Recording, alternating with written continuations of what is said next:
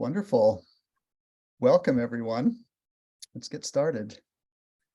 Maya Angelou said, "Good done anywhere is good done everywhere." And I am joyed to gather with so many people doing good in the world in the unique context of your own lives. Thanks so much for joining us live or listening to the recording after and helping us to share Rosemary Morrow's new book, Earth Restorer's Guide to Permaculture, with more of the growing permaculture movement on our beautiful planet. Wanted to begin by acknowledging the traditional and indigenous cultures of the world whose wisdom is a touchstone for permaculture. Grateful for countless generations living in harmony with nature and passing on nature's wisdom through the ages. Feel free to write something you're grateful for and your current location in the chat if you're just tuning in. We wanted to open with a bit of gratitude from Starhawk, one of the revered permaculture teachers here in North America, who sends her support for the event. We give thanks for all those who are moved in their lives to heal and protect the earth, in small ways and in large. Thanks to the composter, the gardeners, the breeders of worms and mushrooms, the soil builders, those who cleanse the waters and purify the air, all those who clean up the messes that others have made. Thanks to those who defend trees and who plant trees, who guard the forest and who renew the forest. Thanks to those who prevent erosion, who restore the salmon and the fisheries, who guard the healing herbs and who know the lore of the wild plants. Thanks to those who heal the cities and bring them alive again with excitement and creativity and love. Gratitude to all who stand against greed, who risk themselves, to those who have bled and been wounded, and to those who have given their lives in service to the earth. We thank you. We're particularly grateful today for the Permaculture Alliance of numerous North American permaculture organizations that are presenting this event. This is brought to you by the Permaculture Institute in alliance with the Permaculture Institute of North America, Earth Activist Training, Kootenay Permaculture Institute, Verge Permaculture, our Ecovillage, Transition Saltspring, and Permaculture BC. Thanks as well to Melliodora Publishing for printing Rosemary's new book with great intention and ethics. Melliodora is a small specialist publisher dedicated to producing a limited range of books and other media by David Holmgren and other authors. Their titles aim to support individuals in their personal permaculture journeys. My name is Delvin Solkinson, and I'm tuning in from the snowy west coast of British Columbia in Canada. I'm the diploma program coordinator with the Permaculture Institute and a diploma tutor with the Permaculture Association. With my wife, Grace, I produce free open source media, cards, and books to help share permaculture. Ever so grateful to welcome Rosemary Morrow here today. For 40 years, Rosemary has been writing, teaching, mentoring, and inspiring earth care, people care, and fair share, the ethics of permaculture. She's taught permaculture design courses, trained teachers to teach permaculture, and co-founded the Blue Mountains Permaculture Institute and Permaculture for Refugees. I see her new textbook as a milestone moment, and I'm glad so many of us could gather for this sold-out event to celebrate its release. It's also special to have David Holmgren with us today. He's best known as the co-originator of permaculture. In 1978, he and Bill Mollison published Permaculture 1, starting the global permaculture movement. Since then, David has developed 3 properties, consulted and supervised on urban and rural projects, written 8 more books, and presented lectures, workshops, and courses all over Australia and the world. His writings over these 3 decades span a diversity of subjects and issues, whilst always illuminating aspects of permaculture thinking and living. His recent book, Retro Suburbia, is opening up new possibilities for permaculture. So we'll start with 3 questions for David Holmgren and then ask a series of questions to Rosemary that David is welcome to chime in on whenever he wants, And then there's a couple more questions specifically for David later on the event. So David, people are tuning in from all levels of experience with permaculture, so it seems appropriate to start with the pattern level. In brief, what is permaculture? Well, thank you, Delvin, and it's great to be able to join this event, mostly focused in North America, here from Dja country in central Victoria, where Sue and I have lived for the last 35 years. And I suppose that question of what is permaculture is something that always used to annoy me, or what is the best way to frame that? And I think many of the people here would all have their own explanations, and Rosemary's experience in explaining that to people is probably actually over the years even greater than mine. But I summarize it down as a design system for regenerative and resilient living and land use. So in that sense, emphasizing both the how we organize the working relationship with nature to provide our needs, but also how we organize ourselves in our own minds, in our households, in our communities, to work and live in those ways that are relevant to that process. Perfect. How do you see Ro's contribution as a teacher and author in the lineage and spread of permaculture locally and globally? Well, I think there are so many people who've, of course, contributed to that spread and articulation and expansion of permaculture in so many ways. But Ro is both close to the origins of permaculture, in being based in Australia and having done a PDC so many decades ago with one of the first students of Bill Mollison, who herself is a major figure, Robin Francis. But then Ro's work has been both very grounded locally in her sort of bioregion in the Blue Mountains west of Sydney over many decades, but her experience across the world, and especially not just the world from the world most of us are most familiar with, of the affluent world of countries like the United States and Canada and Australia, but the two-thirds world, the majority world, the places where people are dealing with quite different combinations of issues from what we have with our relative privilege. So I see Ro as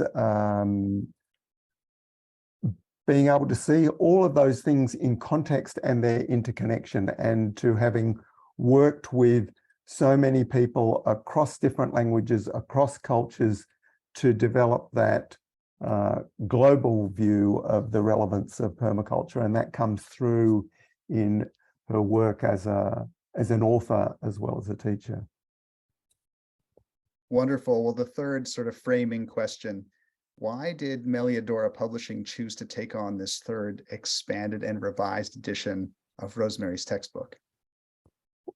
Well, it's interesting that I saw this work at a distance, because Ro and I haven't actually sort of worked closely together. We've, met at conferences and events and different ways, but already the earlier editions of her Earth Users Guide to Permaculture, so many people found that as such a useful starting place, and especially from the point of view of people thinking of permaculture as education and learning, and the the natural way of thinking about that in an orderly process, that book, which was so popular with so many people, we saw her passion about not just updating that, but sort of radically expanding that was really a great project. Even though, if I put on my publisher's hat, revised editions, working from an existing book is something that's, yes, done as an obligation for books that are really important. So there's part of that acknowledgement that her previous editions of those books were really important. But in a business sense, the attitude in the publishing industry is to bring out completely different new books, or apparently different new books, because they sell better.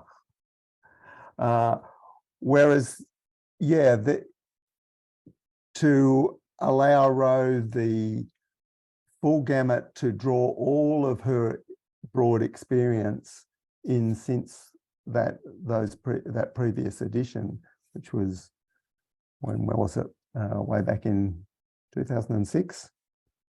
Can't remember now. Yeah, and also to sort of see that the voices of permaculture and the leading influential voices were very diverse, and that it wasn't just two old white blokes, one of whom died and the other who's getting cranky and older.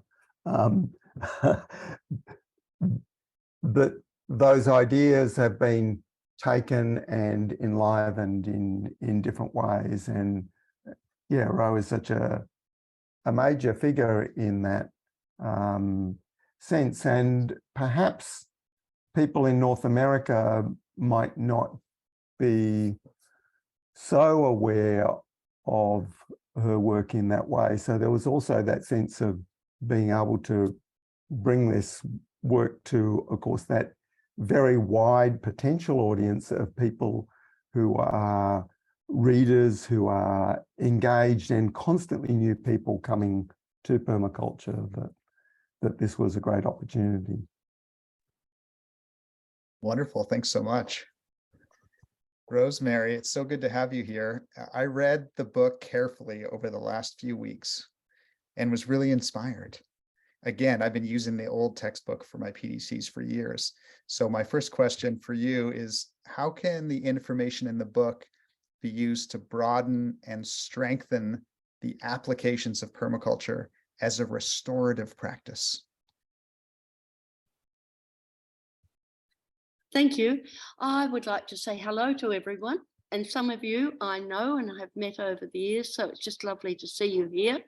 I can see Sherry there from Permaculture for Refugees, and it would have been lovely to have had Starhawk, who's been very supportive on this project. However, back to the book. Can I go through a little bit of my thinking, Delvin? Please. Yeah, so I became aware because I was dealing with, and to some extent, the edges. Countries recovering from war and civil war, places where all the food supplies had been taken out, where the electricity had been bombed. And when I first went to Vietnam, there wasn't a bridge or a powerhouse anywhere. Places that had been out of the rest of the world for 50 years or more, as in Albania, Vietnam, Cambodia, where there was trauma right across the country.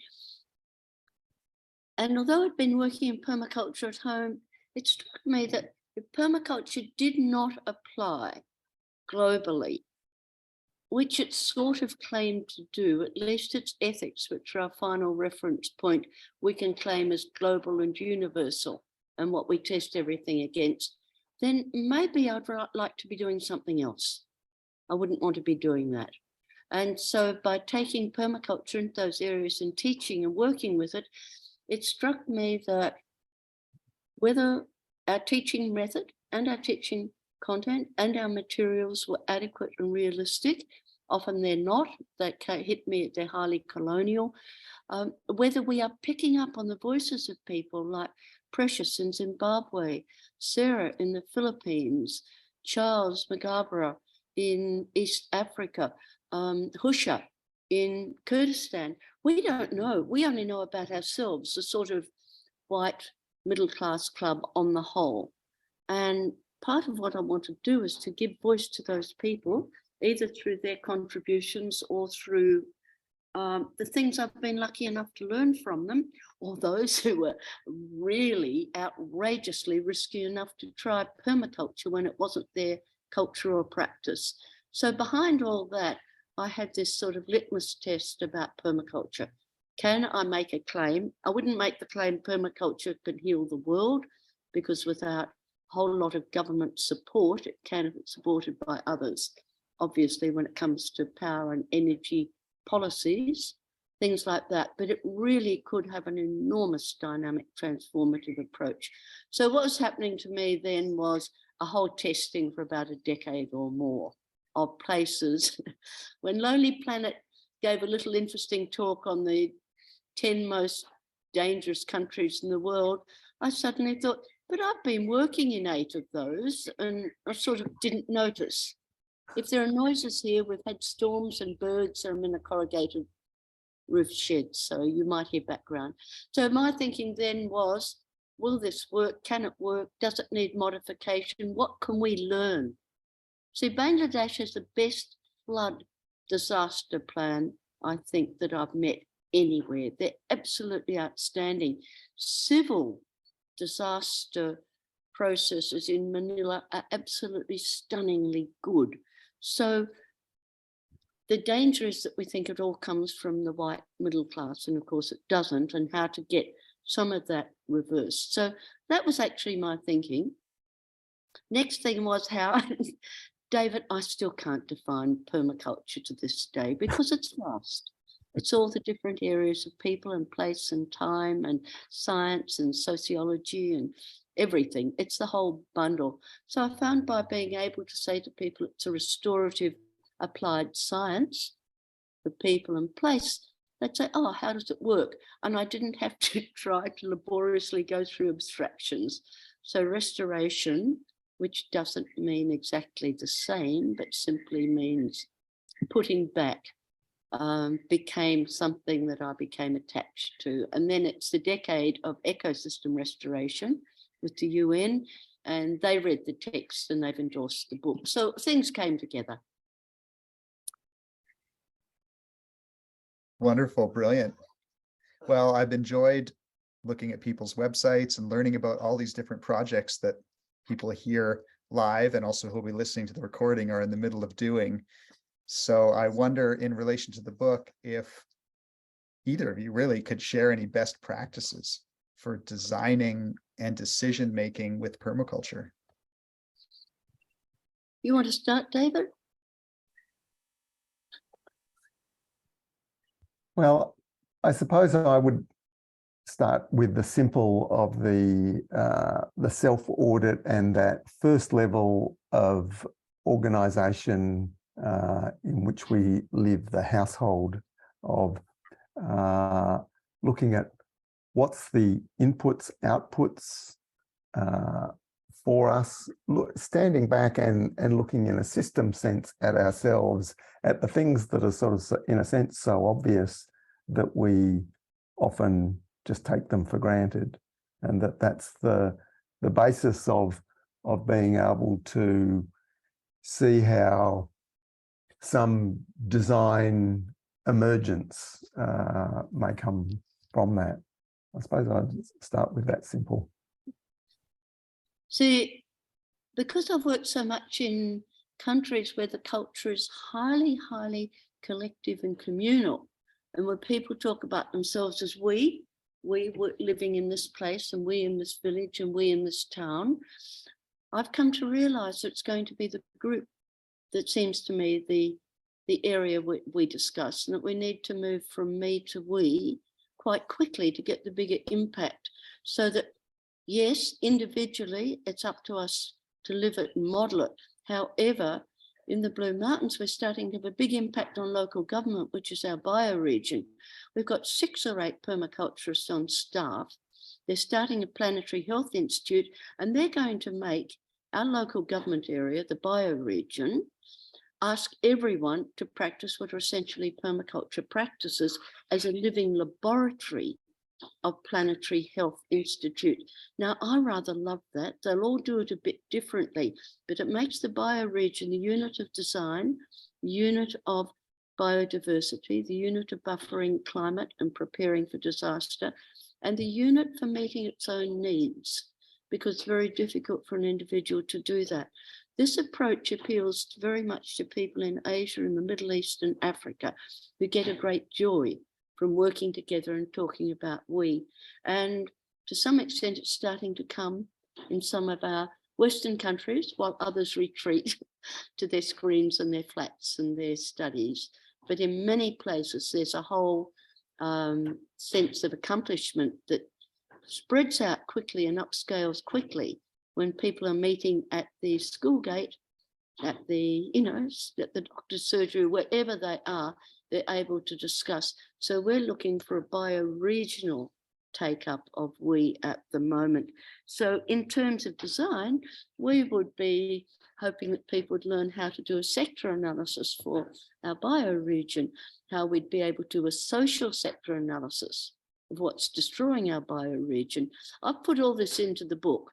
So I'm not here to sell the book, I'm here to perhaps interpret it, because Melliodora are the salespeople. I'm sort of the interpreter for you. So looking at the fact that we can do a social sector analysis, what's the money coming in, what's the drainage, what's going out, what do we need to strengthen, what can we assist people reach their strengths and responsibilities. So for my way of thinking at the moment, if we can work in our local government areas, because they're often responsive, they're easier to reach than big government, or if you don't have government, some places don't, people get going village by village as a starting in Portugal at the moment. So I think we have to walk the talk or we're discredited, and people will just say, she's rubbish, she doesn't practice any of the ethics and practices. So that is required. And apart from that, it's fun living an ethical life. Everything is not clear. There's always a chance of whether you buy that or don't buy that, or what you do with this bit of rubbish. But otherwise, I'm very, very keen on us going to this social unit for us to move to scale up and broaden and strengthen permaculture as restorative. And restoration fundamentally means meeting our needs, but also restoring our biodiversity, keeping our waters clean, building our soils, because without those we can't live, and meeting our needs. It's a bit long-winded, sorry. That's great. I love it. That kind of leads into this other question that's looking to deeper bridge between the local and the global systems. And this was in the promo for this event, is, working on a local little patch of land. What are some ways that people can help restore even the global ecosystem? For the last 5 years, I've worked with people who haven't got their own little patch of land. And this is where I come to think that people who have got their patch of land are becoming fewer and fewer. We only have 2% of people farmers in Australia. They don't even meet the census. Then the whole crowds of people, such as Indigenous Australians, Indigenous people everywhere, probably Black and Hispanic Americans who don't have access to land. So I've been working on that other fringe. How can people grow food and live better in places where they cannot walk out their back door and plant their citrus tea and do their path and go to their chickens? This is fabulous. But in Sydney now, more than 50% of people are living in flats and apartments. The ability to live on the quarter-acre block, which was a household, let alone the 5-acre farm, is, look, at the risk of offending some of you, is often highly elitist. But the other thing is, perhaps we could look at some of that land which is highly degraded. And as a permaculturist, you'll have these skills to analyse and restore that land to something that's very, very highly productive, as Nasna has done in India for years. He's turned that hard lateritic red soil into something that feeds all the villages around, and how they're doing it in Bangladesh on small areas of land, turning whole farming areas into eco-villages. I think I'm going to leave permaculture for the 5 acres and a chicken in my paradise, and my decision and commitment is that those who can't otherwise get permaculture knowledge and think maybe it's not applicable in the big cities at 80 and 20 million with the Philippines, in Hong Kong, those migrants who are living in dreadful housing, right? People living in squats and favelas throughout the world.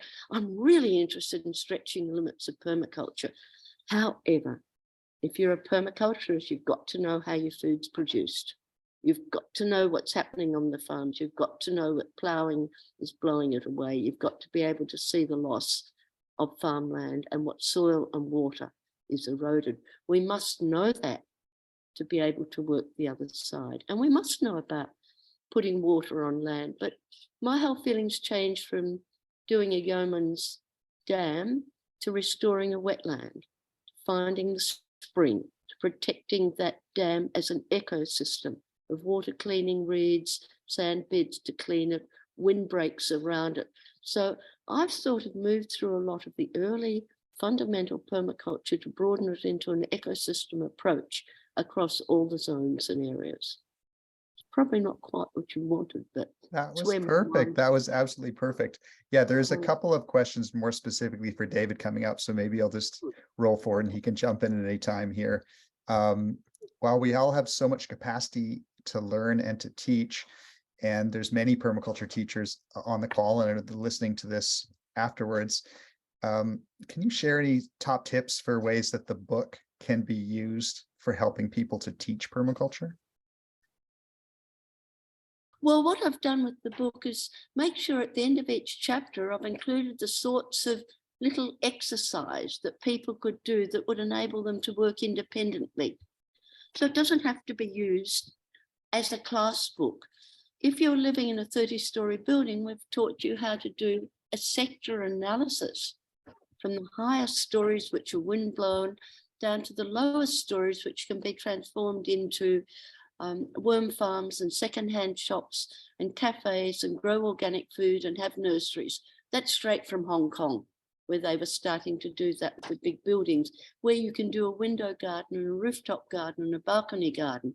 There are 6,000 balcony gardens in Barcelona.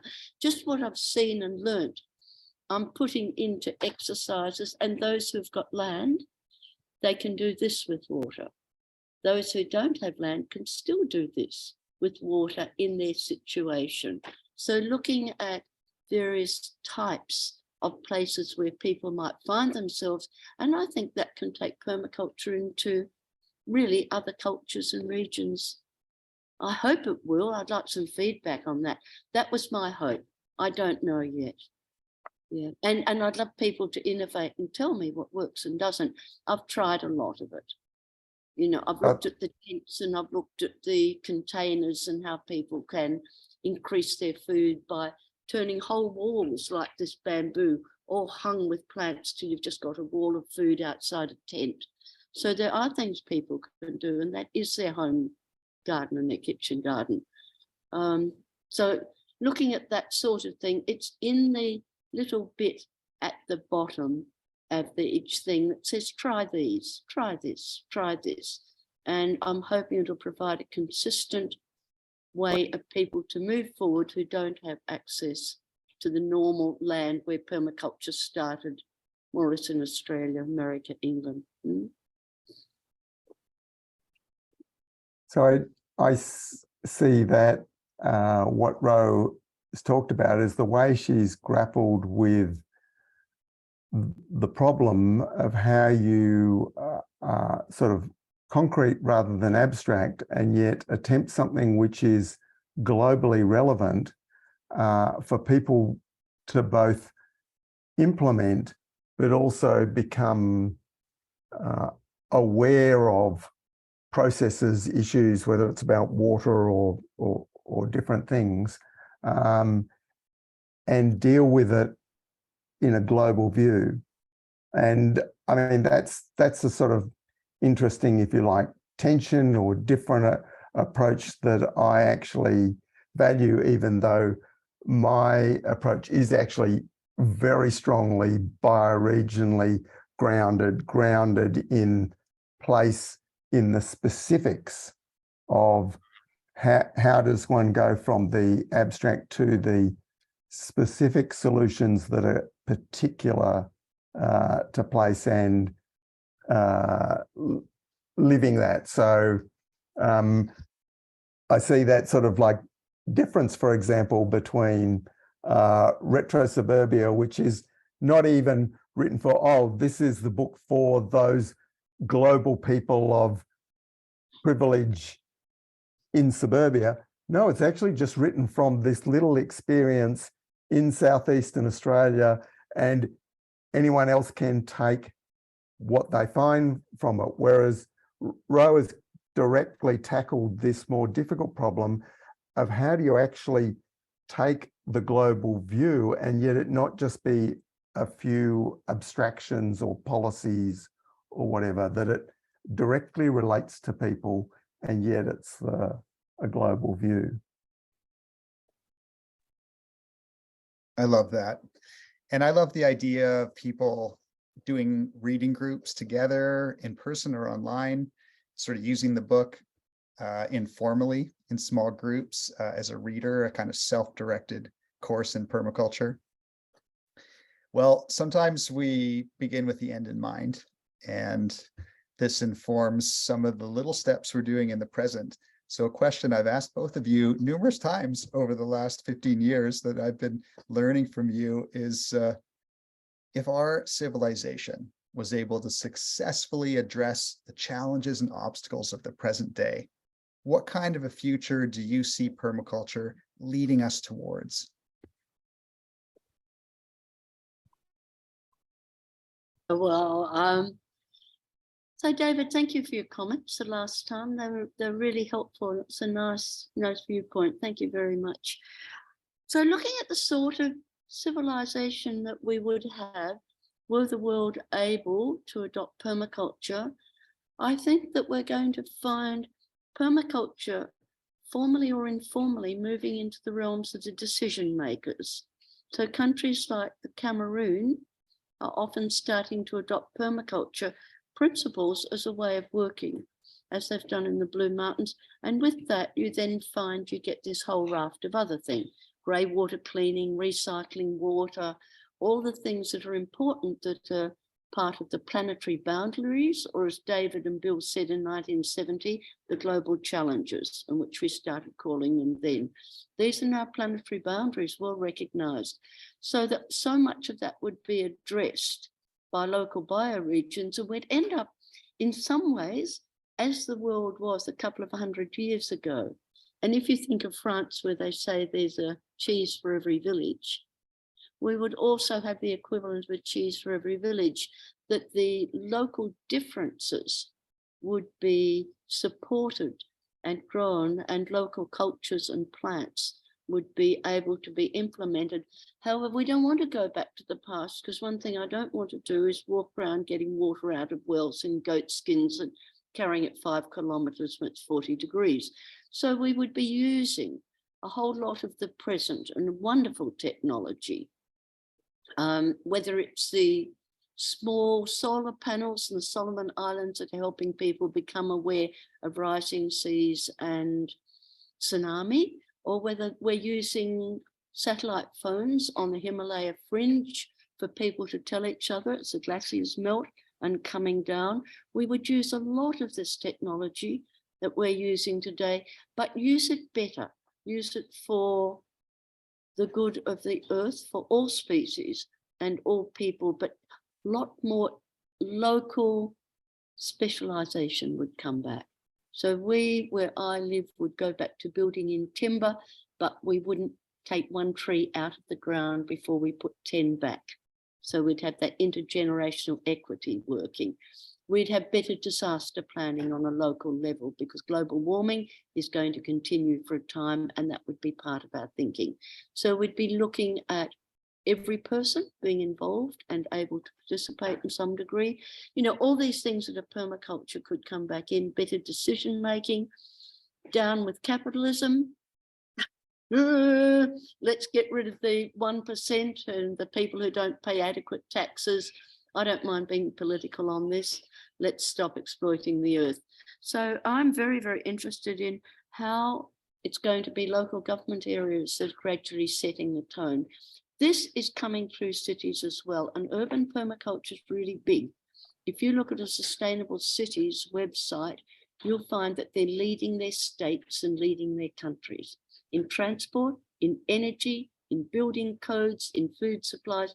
Even Paris is going to change its bylaws to make sure that they can become a more not sustainable, because that's not possible, not even resilient, because that implies we come back again as good as usual, but adaptive. And unless we're adaptive, we can't. Resilience, we need resilience and adaptation. So the cities are very often leading wonderfully. And you've got some there in the States. Some of those northwest towns are doing brilliant work that we all look at. They do an inventory, they look at their potential. So I think we already have an idea from some of those places where we can be, and we have the leaders. Whether we end up with city-states, I don't know. It could be, but it's worth, you know, turning your eyes to where the good things are happening and working with them. Over to you, David. It's probably run away from the question. Oh, no, I think we can, I suppose I would see that what Rosemary's done in the book with the text and with the simple graphics is paint a picture which is actually attractive, empowering possibility for a lot of people who are sort of aware of the problems and wanting to work out how to do something themselves. And I think that's especially so for people perhaps younger, not connected to land, not particularly connected to place, but sort of open to possibilities. And I think there's a crossover there also with the idea of whether permaculture is through diving deeply into it through doing a permaculture design course, or that reading in a book is partly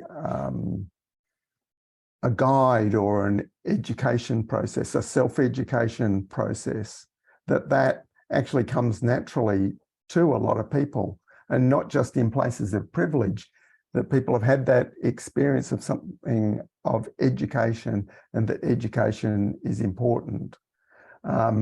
Now, I come from, as an author, from a slightly different space, addressing a slightly different audience, but in a sense, I see Ro and I really just different expressions of that kaleidoscope that is permaculture. But in that sense of the way I see the book as a textbook, from some people's perspective, they go, oh, a textbook? No, that's not what I want. Whereas other people, yes, I'm looking for a framework of how I move systematically forward on all of these different fronts. And I think that is the, you know, very strong attraction, and that sense that there's a vision there, and that vision is portrayed in both through the text and through the very simple line drawings. It's part of that vision. I love it. Thanks for sharing some permaculture perspectives and possibilities that can support us in co-creating a caring future culture. which I think is where this is all leading us. David, I love the book as being printed and distributed so intentionally. Could you speak to the way in which the book is being ethically printed and distributed, and maybe a little bit about how people can help promote the book so it can reach more people in the world effectively? Yeah, well, I suppose Melliodora publishing is something that sort of emerged out of a self-publishing process of permaculture do-it-yourself culture, which, you know, many of us in different ways, whether it's growing our own food or building our own houses, of, oh, how does one do this?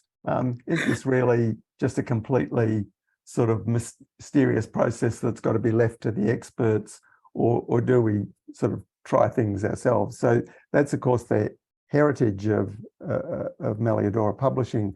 But in going beyond, for some years now, being just my work, that also comes from having grown up in the book trade with my parents running a bookshop, and understanding of course, all the conflicts and issues of the book publishing business and printing. So it's not just that we've printed the book where the book is sold, starting off in Australia, printing in Australia instead of printing in China, which is the default of the industry. And of course, the North American edition has been printed in the US. And then the big thing is that we are attempting a direct distribution system which bypasses the failing traditional distribution system, which is now dominated by the monster corporations like Amazon. So that the publishing world, like the music world, is struggling with this. Is there a basis for publishers, authors, illustrators to actually get any sort of livelihood or just some sort of recompense to encourage them to keep doing what they're doing? And that world is sort of very, very difficult at the moment. So book distribution by Melpub is with our partners in the permaculture world, and that is out to the book trade and small bookshops, because we want to support that world very strongly as well, but to not give our support to those corporations which are bleeding both ends, the consumer and the author and the creators. So whether we can succeed in that pathway, a big test is, you know, how the two signature books of Melpub, my own Retro Suburbia, Downshifter's Guide to a Resilient Future, and Rosemary's Earth Restorer's Guide, how those fare in North America will, in a lot of ways, determine whether that great experiment in applying permaculture ethics and fair share to all parts of that, the book world, from original creation through to readers and sharers of the information.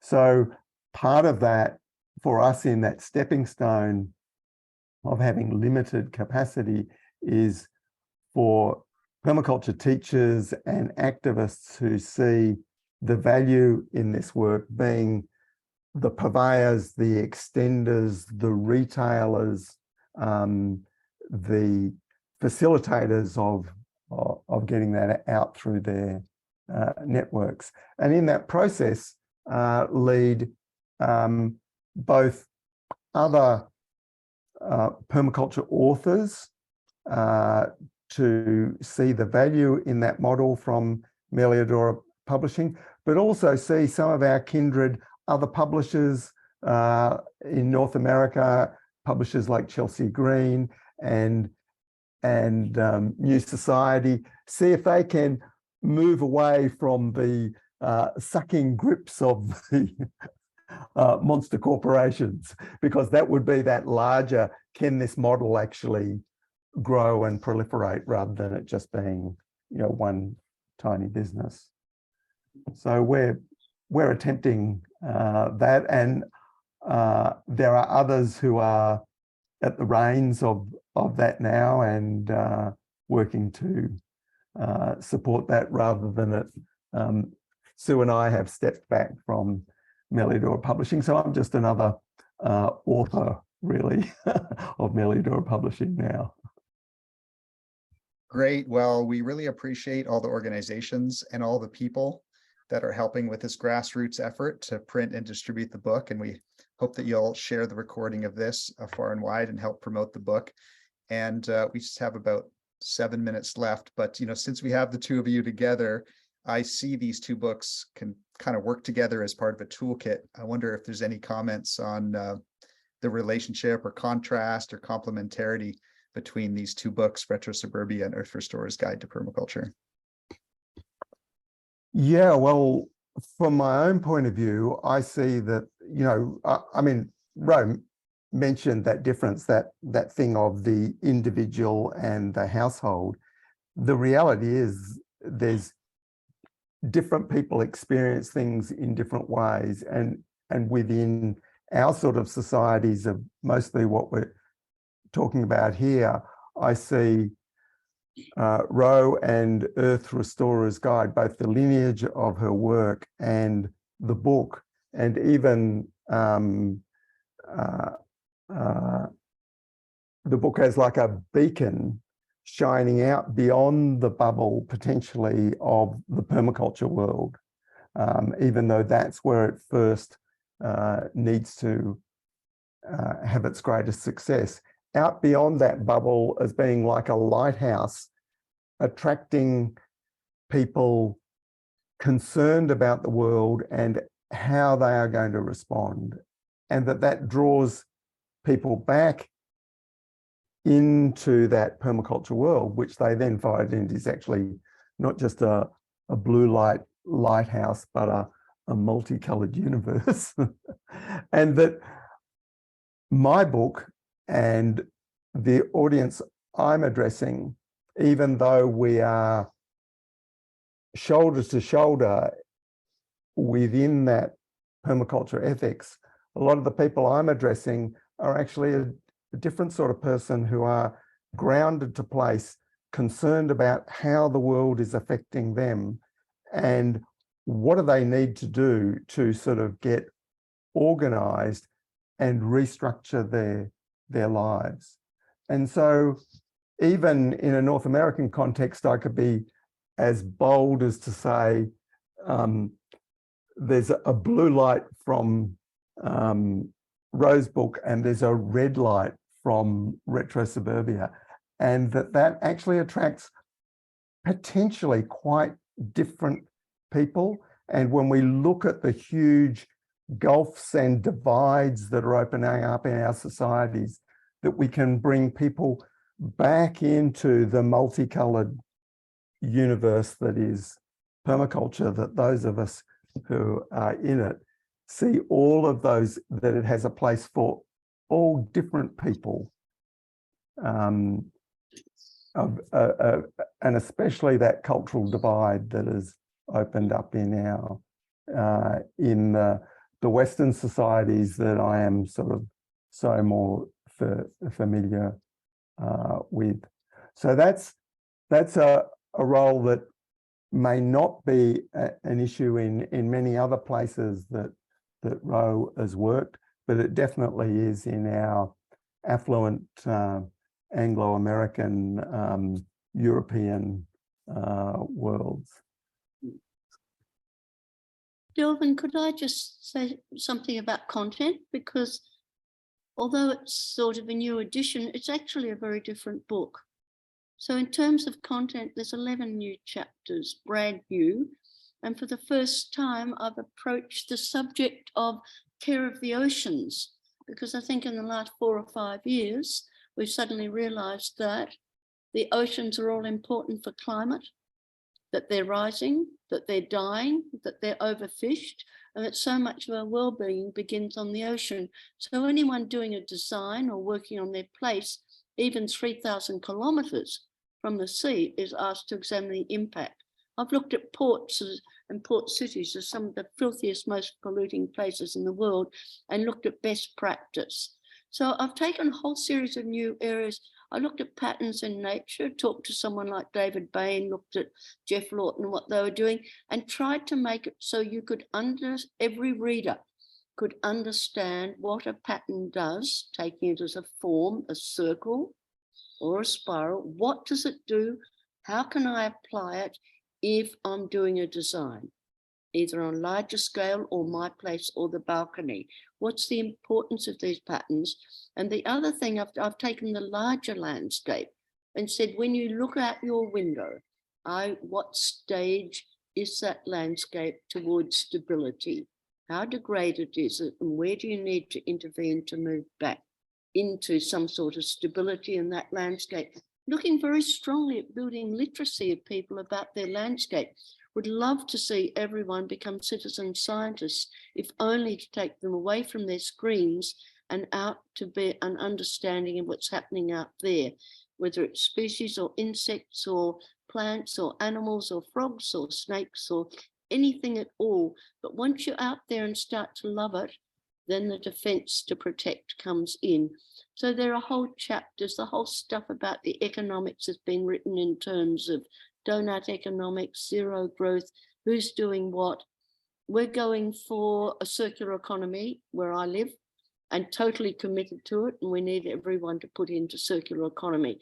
So understanding a lot of the things that were not in permaculture before because they weren't actually available to us as knowledge or relevance. And, you know, in 1970s, 80s, some of these things were not as acute. They weren't on our landscape. They weren't on our radar the way they are now. The fact that global warming is accelerating means that we have to have people more literate, more able to understand, and more able to take the exact appropriate behavior rather than inappropriate behavior, which has happened. And I think the other thing is checking in with some cultures which have long time survived under the most extremes of climate. So if we look at Bangladesh, and we look at the marsh Arabs, and we look at parts of Cambodia, we look at the Mekong Valley, we can see where people have lived there in water cultures, perhaps for 1,000 years, marine water cultures, brackish soils. That's going to be required. Oceans are rising and they can't stop even if we stop carbon today. So what's going to happen to those places? Is there any adaptive behavior that can they do? What should they be doing? And how could they do it? What are the most important steps? Okay, I've nearly finished. And the same thing applies with not only working on the margins, even careers in permaculture, where you can go, how you can follow that tree and where you'll end up. I've rewritten, I think, everything. I think it was huge. I just enveloped myself for the whole 2 years of COVID isolation. And Rob, who's a wonderful artist, checked and rechecked that they are folksy but accurate, folksy but accurate. So every level, those drawings, and for people who might like to translate them, the first translation will be into Bangladesh. So that's very interesting. Into Bangladesh is important for all the Myanmar refugees, in addition to those who speak Bangla in India. We have taken their best practice and we've looked at what they do around those things. And all the drawings, you can just simply retype the captions in another language. So you don't, it's so that the captions can be taken off and replaced, made it easy for translation. And also we've blown up a few of the drawings and they blow up without distortion. So when we look at a destroyed water landscape, and then we look at a natural water landscape, if you're looking at it yourself or you've got students, you can say, we need to work here, we need to work there, we need to start here. So there's an extra facility in the drawings.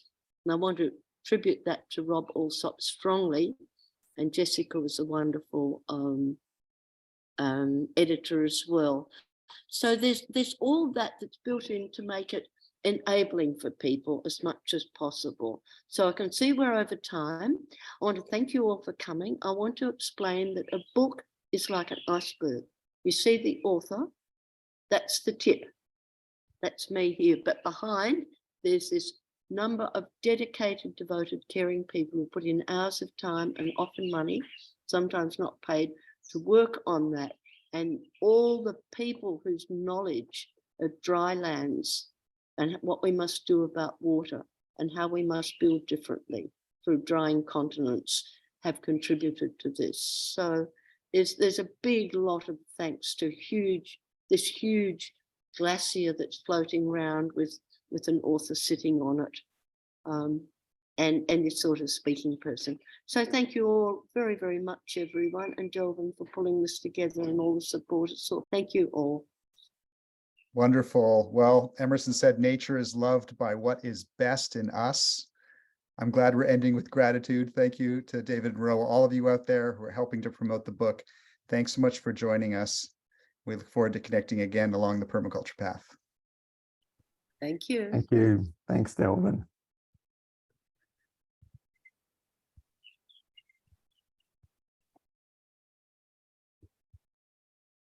Brilliant. Bye, everybody. Thank you. Bye.